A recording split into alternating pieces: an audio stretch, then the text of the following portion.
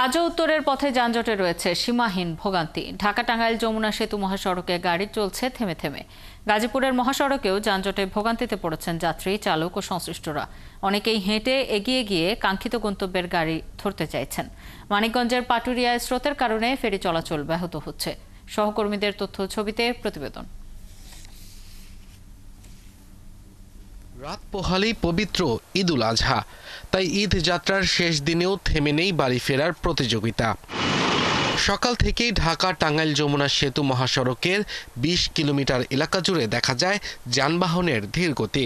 কালকে দুপুর ২টা থেকে রওনা দিছি চট্টগ্রাম থেকে, এই পর্যন্ত এখনো রাস্তায় আছি। ১.৫ ঘন্টা হইলো এই এলাকার এইটুকুই, আর সারা রাস্তায় যাম। চান্দুরা থেকে স্যার একবারে যমুনা পর্যন্ত পুরো একই অবস্থা।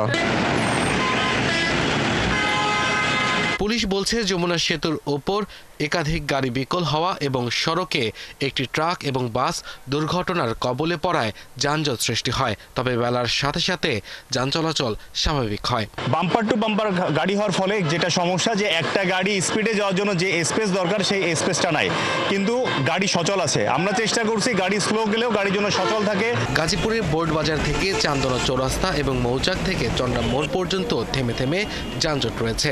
এতে গন্তব্যে যেতে নির্ধারিত সময়ের চেয়ে বেশি সময় লাগছে। 40 মিনিটের রাস্তা 2.5 ঘন্টা আসলাম। 4:30টার সময় গাড়িতে উঠছি, 9টা বাজে আমরা এখন মাইয়াতে আসছি গুলিস্তাতে গাজীপুরে। আমি সে কাজ করি, আমার গতকাল ছুটি হয়েছে, জ্যামের কারণে যাইতে পারি নাই। সকালে বেরিয়েছি, সকালে বেরিয়েও দিয়ে একই অবস্থা। সাভারে ঢাকা আরিচা এবং আশুলিয়ার নবীনগর চন্দ্রা মহাসড়কে চাহিদার তুলনায় পর্যাপ্ত পরিবহন না থাকায় ভোগান্তিতে পড়েছেন যাত্রীরা।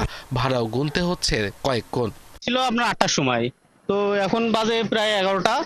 তো এটা তো একটা আমাদের জন্য ভোগান্তি। 2 ঘন্টা লেট হয়েছে, তারপরও যদি গাড়িটা এখন চলে আসে তারপরও মনে হয় কষ্টটা তখন কিছু মনে হবে না। এদিকে পদ্মা নদীতে প্রচন্ড স্রোত, ফেরি সংকটের কারণে অপেক্ষমান যানবাহনের সারি দীর্ঘ হচ্ছে পাটুরিয়া ফেরিঘাট এলাকায়। এতে বাড়ছে ভোগান্তি। কঠিন দুর্ভোগ, ছোট ছোট বাচ্চা কাচ্চা নিয়ে কত কষ্ট পাচ্ছে।